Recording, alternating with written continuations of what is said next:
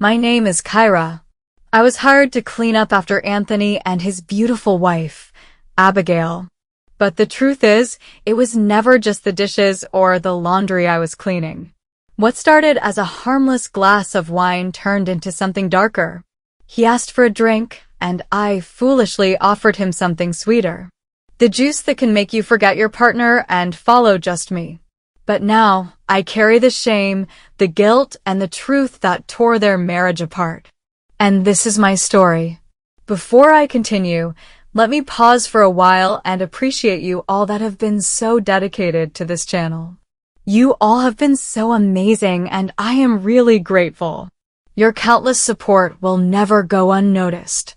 Your comments, likes are very important to this channel. If this is your first time here, welcome to this family and subscribe for more beautiful stories.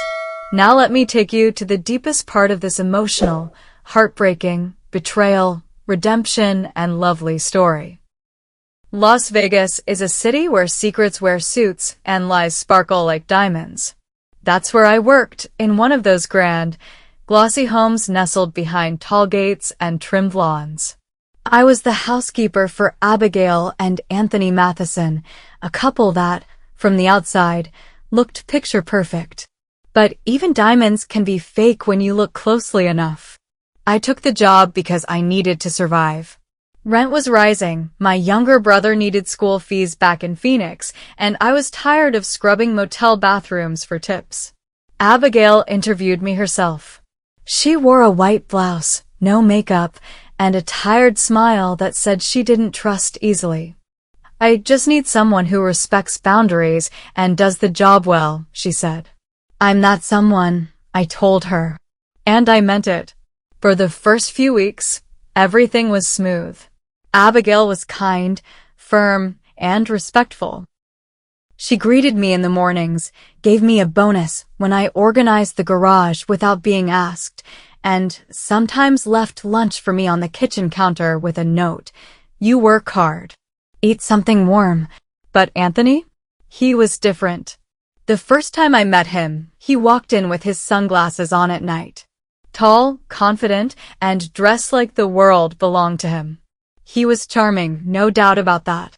He called me Kai after only a few days, smiled too long, and looked at me like I wasn't wearing a uniform at all. At first, I laughed it off.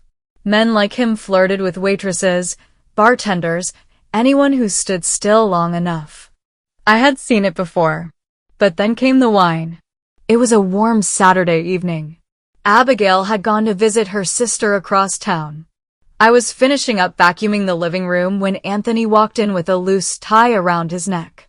He dropped onto the couch and let out a long sigh. Kyra, he called out lazily, bring me a glass of wine, will you? I paused. That wasn't part of my job, but I didn't want to appear difficult. He was still the man of the house. So I went into the kitchen, found a bottle of red, and poured it into a crystal glass. When I brought it to him, he patted the empty space beside him on the couch. Sit down for a minute, he said. I froze. I knew I shouldn't. But something in me, maybe loneliness, maybe curiosity, sat. Just for a minute. We talked about nothing at first. His business trips. My family back in Phoenix. Then he leaned in closer, smiled, and said, you know, you've got this energy. It's different. Calm. Real. I should have stood up. I should have smiled politely and walked out. But I didn't. I let the conversation go deeper. Let his compliments wrap around me. For the first time in a long time, someone saw me, not the cleaner, not the maid, but the woman underneath. He started leaving little notes for me on the fridge. Thanks for the wine, sweet thing. Or you have the softest voice. Like honey. I should have told Abigail. I should have set boundaries. But I didn't. And the next time she was out, he asked for wine again. This time, he met me in the kitchen. I was drying a glass when he walked in, stood too close, and whispered, I keep asking for wine, but I think what I really want is you. I froze. The silence between us was louder than anything I'd ever heard. My heart thudded like a drum. "Anthony, don't play games with me," I whispered. He laughed lightly, smooth and slick. "This isn't a game. Haven't you felt it too?" I didn't answer. I didn't need to. My silence was a yes. From that moment on, the line between wrong and right began to blur. I told myself lies to sleep at night. It's harmless. It's just talk. He doesn't mean it. But deep down, I knew we were playing with fire, and there was no water in sight. Abigail remained unaware, still smiling, still trusting me to fold her bedsheets and polish her silverware. She even gave me a pair of her old heels one day. "I wore these to a gala once," she said with a smile. "They look better on you now." Her kindness made my guilt ache like a broken rib. One morning, I found Anthony waiting by the pool. He didn't ask for wine. He didn't need to. The look in his eyes said everything. And I, stupid, craving affection, offered something far more dangerous than any drink. My heart. Nothing happened that day. But the words we exchanged, the looks, the promises, they were enough. Enough to destroy what little dignity I had left. I remember walking home that evening with my shoes in my hand, thinking, what have I done? But the worst part was knowing that it wasn't over. The glass had been poured, and I had taken the first sip. They say secrets have a way of rotting the walls they hide behind. And in the Matheson house, the walls were beginning to crack. Anthony and I hadn't crossed the physical line yet, but we were deep into the emotional kind. The kind you can't explain away when someone walks in at the wrong time. It was the stolen looks, the inside jokes, the way he brushed past me just a little too close when Abigail wasn't around. It was all wrong, but in the moment, it felt thrilling. Then one day, everything shifted. I arrived early that morning because Abigail had a charity brunch to host. The house was buzzing, flowers to arrange, silver to polish, clothes to steam. She handed me a checklist and smiled. "Kyra, you always pull things together. I don't know what I'd do without you." That sentence hit me like a slap. Guilt rose in my throat, bitter and heavy. Later that afternoon, after the guests had gone and Abigail was in her room resting, I was wiping down the kitchen counters when Anthony strolled in, sunglasses perched on his head, wearing that same smug grin. "No wine today?" I said quietly, hoping maybe he would just walk past. But he didn't. Instead, he stood across from me, fingers drumming on the marble counter. "You're wearing your hair up. I like it that way. Shows your neck." I turned my back to him. "You should go check on your wife." He laughed softly. "She's fine. Sleeping, probably. But you." "Anthony," I cut him off. "Please." He moved closer, not touching, but close enough to unsettle me. "I think about you more than I should," he said. "Sometimes I wish you were mine." I felt my body go cold. This wasn't flattery anymore. It was a slow, spiraling fall into something neither of us could come back from. And then it happened. We didn't hear her come in. We didn't hear the footsteps. But suddenly, there she was, Abigail, standing in the doorway, her eyes scanning the distance between us. She didn't need to see anything more. The silence, the tension, the guilt, all of it screamed louder than words ever could. "What's going on here?" she asked calmly. Anthony straightened up. "We were just talking." But his voice cracked. That gave him away. I stepped forward, heart pounding. "Mrs. Matheson." I didn't mean." Her eyes, sharp and steady, landed on me. "You didn't mean to betray me?" I had no defense. I had been given a place in her home, her trust, her kindness, and I had allowed myself to be drawn into her husband's selfish games. "Get out," she said, her voice cold and shaking. I backed away slowly, but Anthony stepped in. "Abby, don't overreact. Nothing happened. You know how you are, always imagining things." She turned to him, eyes flashing. Imagining? I'm not blind, Anthony. You've done this before. Hotel girls, the yoga instructor, and now our housekeeper. He opened his mouth, then shut it.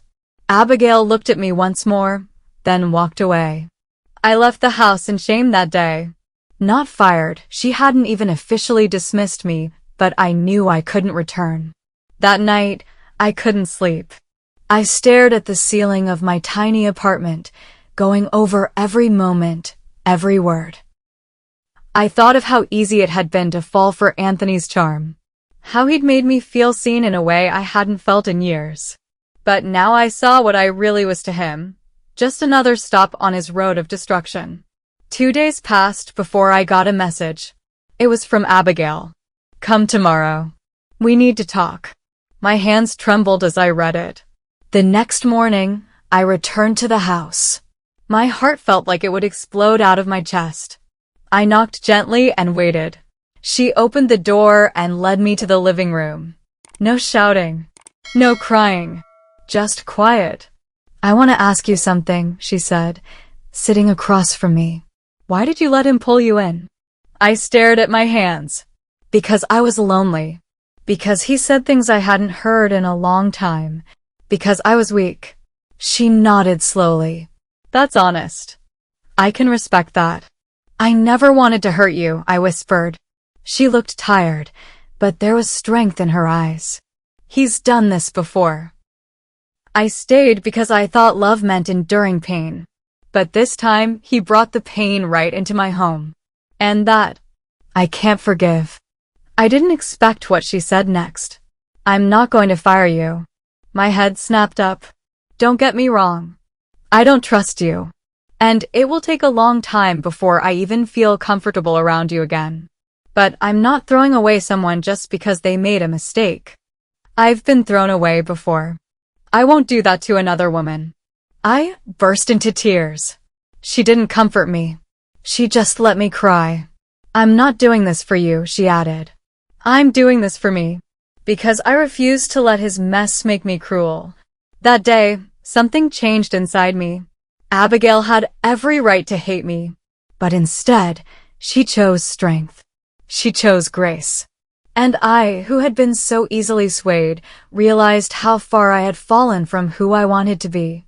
Anthony packed his things that weekend. He didn't even say goodbye. Maybe he went on to chase the next pretty face in another city. I don't know. And I no longer care. But what I do know is that betrayal is bitter and guilt is heavier than stone. And yet, somehow, Abigail's forgiveness lifted it off my chest like nothing else could. There's something about a quiet house that forces you to listen to your own thoughts. After Anthony left, the Matheson home became just that, quiet. Not the peaceful kind. The kind where every ticking clock and creaking floorboard reminded me of what I'd broken. Yet somehow, Abigail kept me on. I came to work every day, early and ashamed. I kept my eyes low, my answers short, and my distance from her even shorter. There were no more notes on the fridge. No friendly banter. Just work. Silence. Then more work. Still, she let me stay. The neighbors noticed Anthony's absence. They whispered, watched, asked questions. But Abigail never said a word. She walked with her chin high, makeup flawless, heels clicking like she owned the sidewalk. One day, about 3 weeks after everything collapsed, I found her in the garden, kneeling beside her roses, pruning the dead petals. She didn't look up when I stepped outside. I never liked gardening before, she said softly. But something about cutting off what's rotten, it helps. I stood still, not sure if I should speak. She finally looked at me. I'm not saying I've forgiven you. I'm still angry. Some nights, I cry until my chest hurts. But I'm learning that healing doesn't always look like revenge. Sometimes it looks like pruning. Quiet. Steady. Intentional. I nodded. I understand. We stayed like that for a while, surrounded by flowers and things that were trying to live. I hadn't touched Anthony since that day he asked for wine. We had never shared a bed, never kissed. But the emotional affair had done enough damage. I betrayed her trust. I betrayed myself. And the truth is, I had fallen not just for him, but for the feeling of being chosen, seen, but it came at a price I couldn't afford. Abigail began to warm up, slowly. Not with words, but in the way she started saying good morning again. In the way she asked about my brother's grades. In the way she left a cup of tea out for me after a long day. Trust wasn't rebuilt, but a bridge had started forming. Then one morning, she handed me an envelope. Inside was a letter. Typed. Formal. But its words gripped my heart. Kyra, thank you for your honesty and your remorse. That doesn't erase what happened, but it helps. I've decided to take time for myself, to travel, to breathe. I've put in a recommendation for you with a family in San Diego. They need someone dependable. Someone with experience. I believe you can be that person if you choose better next time. Take care of yourself. Abigail. Tears filled my eyes before I finished reading it. This woman, who had every right to destroy me, had chosen something higher. She chose to push me toward redemption instead. I packed up and left the next week. San Diego was different, cleaner air, gentler people. The new family was kind. 2 kids, a dog, and no hidden shadows. I worked hard, stayed focused. I never crossed lines again. I built boundaries like brick walls and guarded them like a soldier. Sometimes at night, I thought about Las Vegas. I thought about how I let a glass of flattery become a full pour of destruction. I thought about Anthony, wherever he was now, probably charming someone else, probably sipping new wine from a different glass. But more often, I thought about Abigail. I wondered if her roses still bloomed. If she smiled more now. If she looked in the mirror and saw strength instead of pain. One afternoon, while walking the family's dog, I passed a flower shop and saw red roses in the window. I stepped inside, bought a single one, and later that evening, I sat down with a pen. Dear Abigail, I saw a rose today and thought of you. Thank you for not throwing me away. For showing me that grace is more powerful than pride. I'm doing better now. I'm becoming someone I can respect when I look in the mirror. You planted that in me. I hope you're blooming too. With gratitude. Kyra. I never knew if she read the letter. I didn't expect a reply, but writing it helped me breathe a little lighter. Sometimes people walk into our lives like storms. Sometimes we are the storm. But sometimes, if we're lucky, someone will show us how to rebuild after the pouring ends. And that is what Abigail gave me. She asked for loyalty, and I gave her betrayal. He asked for wine, and I gave him the juice from my honeypot, my attention, my time, my heart. But in the end, I learned that some pours are too costly. And the sweetest redemption is found not in being desired, but in becoming someone you can be proud of. Your choices matter. One poor decision can break years of trust. But it's never too late to change, heal, and become someone better. Let this story remind you, love built on lies will never last, but truth, even painful, is the only foundation that stands. If you find this story interesting and relatable, subscribe and hit on notifications. Your comments and likes are highly important for the growth of this channel. Thank you for watching. See you on the next one.